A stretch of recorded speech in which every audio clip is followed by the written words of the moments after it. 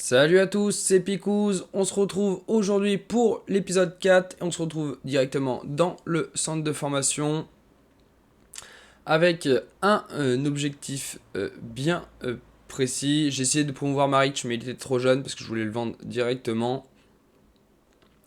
J'ai donc décidé de modifier les postes de Owen Middleton, le milieu offensif centre. J'ai décidé d'en faire un milieu central. Je pense que ce sera le poste le plus adapté pour lui pour la suite, surtout dans la tactique actuelle du coach Alvaro. Du coup, après ça, j'ai décidé de faire pareil pour Matthew Maloney.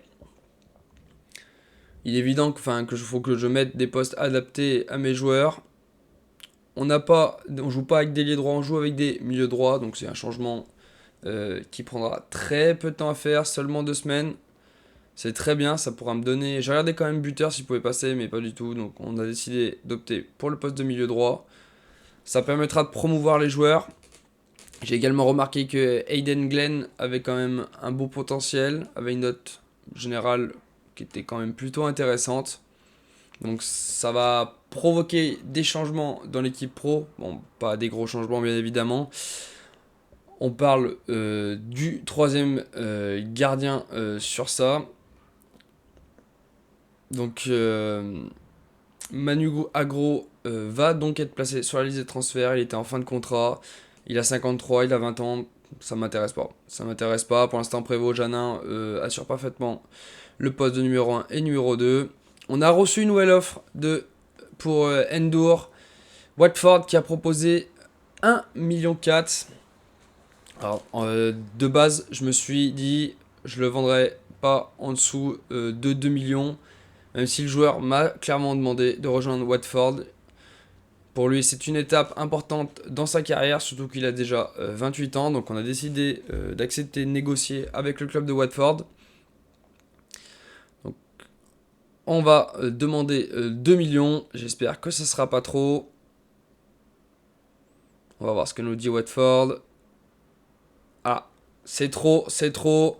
Donc j'ai décidé de rediscuter avec Abdallah Ndour. Et je me suis engagé à proposer moins, à proposer 1,8 million s'il y a une nouvelle offre. Dossou a demandé à jouer après son bon match. On se prépare du coup pour ce match contre la SSE. Au niveau des changements, du coup, Dossou va rentrer en jeu. Amo, lui aussi, pour sa première titularisation. Derrière, j'ai décidé de faire jouer Armugom pour remplacer Ndour. Comment il a décidé de partir. J'invite Armugom ait un peu de temps de jeu, surtout qu'il faudra que je trouve un remplaçant. Et c'est donc parti pour ce match contre Saint-Etienne. Un match qui va être très serré d'entrée à la 11e minute. Anthony Briançon va faire une grosse faute en contre-attaque sur Sissoko. Il va prendre un carton jaune. C'est très serré, c'est très physique des deux côtés du terrain. Là on voit Jean-Philippe Crasso qui va se présenter face à Maxence Prévost. Une super frappe premier poteau que Maxence Prévost arrive à détourner de sa main gauche. Et derrière on va voir une belle action des Sochaliens avec, je ne me rappelle plus qui est le tireur. Une superbe frappe qui sera détournée par l'Arsenal, le gardien de Saint-Etienne. Voilà, ça sera les seules actions de ce match. Il se sera à rien passé. Match très très dense au milieu de terrain. On domine un peu sur le papier, mais Saint-Etienne a été très fort en contre. Ils nous ont posé beaucoup de problèmes. Au niveau des notes, pas de grosses notes à souligner. Agouzoul qui sort un peu du lot. Le reste, c'est quand même très très faible. Au milieu de terrain, comme souvent, Ndiaye a été plutôt bon. Il sort un petit peu du lot, Ndiaye, malgré qu'il ne soit pas encore totalement un milieu centre.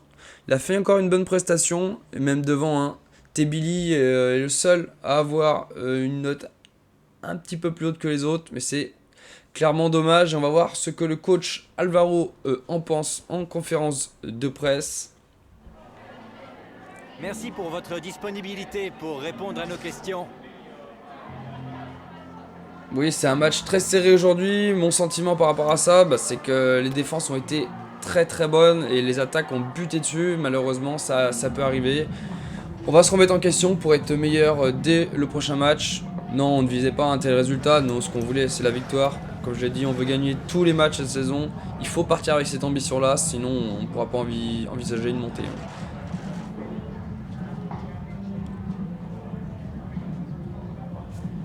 Oui, Apia était excellent, c'était un très bon joueur et malheureusement on ne peut pas faire mieux, on n'a pas pu faire mieux. Il a été excellent et on saura que pour la prochaine fois il faudra travailler autrement la défense des Verts. Le coach Alvaro qui s'est exprimé, qui est un petit peu déçu bien évidemment, mais il a d'autres dossiers à gérer puisque Grenade a proposé une offre pour Abdallah N'Dour. Donc on a bien évidemment accepté de négocier ce que le joueur veut s'en aller. Grenade fait partie des équipes qui peut l'intéresser. Donc on lui avait promis de changer le montant de pad, de ne pas proposer 2 millions mais 1,8 million. On va proposer 1,8 million au coach de Grenade, on va voir ce qu'il en pense. Et non, il veut pas, il reste buté sur 1,4 million. Bon, on va faire un effort pour Abdallah N'Dour, en plus il veut vraiment partir. On va lui proposer 1,7 million. En dessous de 2,7 millions, je le lâcherai pas. Je peux pas. C'est un bon joueur. Et bah, c'est accepté. Aïe aïe aïe. Abdallah N'Dour qui va donc certainement nous quitter pour Grenade. Il va falloir trouver un remplaçant en DG. Ah, ça va être compliqué. Hein.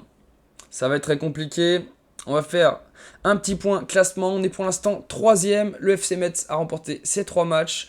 Le PFC a gagné 2 matchs, a fait 2 matchs nuls, et donc ils ont un match en plus, c'est pour ça qu'ils sont devant nous. Et on va de suite passer à ce match du côté de Valenciennes.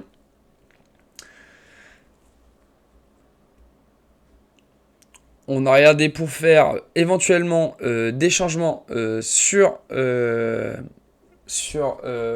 pour l'équipe. On va juste passer Kanouté sur le banc. Et on va garder cette équipe. Ouais, elle va pas changer, l'équipe titulaire. On la garde pour ce match du côté de Valenciennes, du stade de la Hainaut.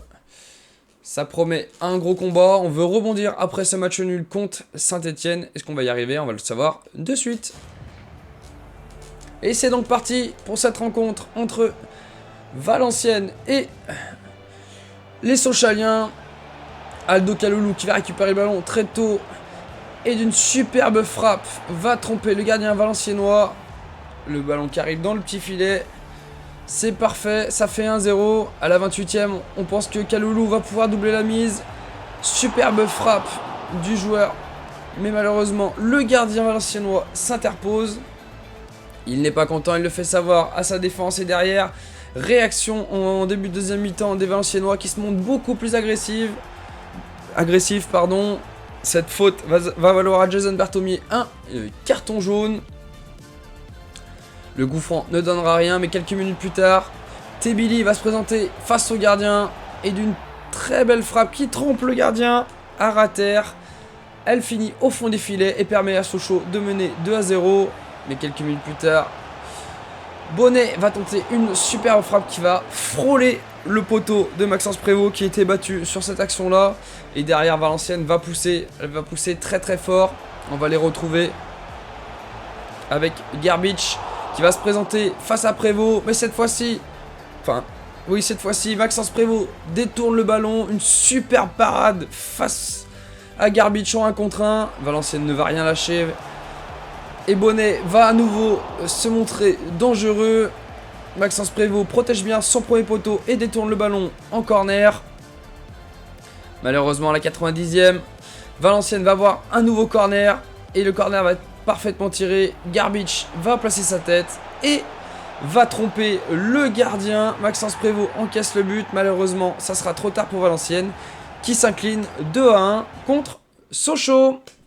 Au niveau des stats de ce match, nous avons eu la possession et la plupart, on a dominé la plupart de ce match, sauf sur les peut-être 15-20 dernières minutes, on a eu beaucoup de mal. Au niveau des stats, Prévost était incroyable, il a été monstrueux. Même Valentin Henry sur son côté droit s'est montré beaucoup plus performant qu'habituellement. José Amo qui est rentré en cours de match a une mauvaise note, mais bon, je suis pas sûr qu'on puisse considérer ça comme une valeur sûre. N'Dour a été bon. Bah, ça va être dommage, ça va nous faire mal quand on va le perdre. Au milieu de terrain, pas de note particulière. Pereira de ça qui fait un match correct, mais sans plus. Et c'est surtout en pointe que ça se démarque. Kaloulou a été excellent, 8-3 notes. Tebili aussi très bon. Sissoko n'a pas été mauvais. Franchement, notre trio d'attaquants est très très bon.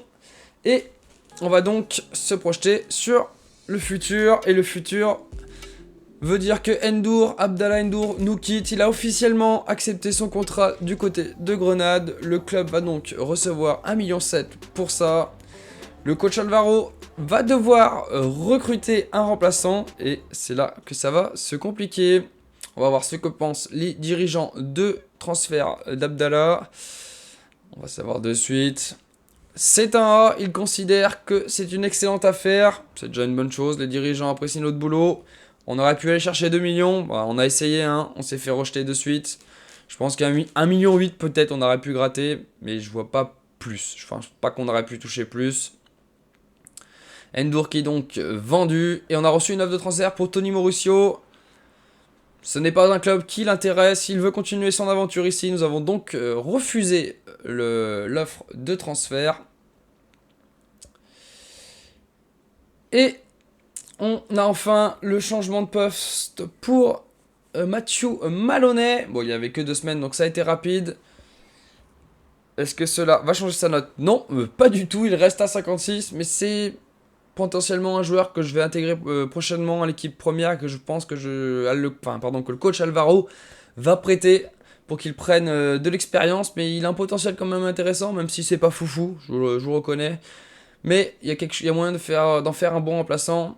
Et nous avons reçu un nouvel accord de prêt pour Delphis. En fait, les dernières fois, je me suis rendu compte que je n'avais pas validé l'accord de prêt qu'avait négocié mon adjoint. Cette fois-ci, je vais l'accepter et Adrien Delphis va donc pouvoir partir en prêt. Voilà, messieurs, ça va être tout pour aujourd'hui. On va se retrouver très vite pour le prochain épisode. Au classement, nous sommes 2e, toujours derrière le FC Metz. Je vous dis à très vite. Ciao, ciao!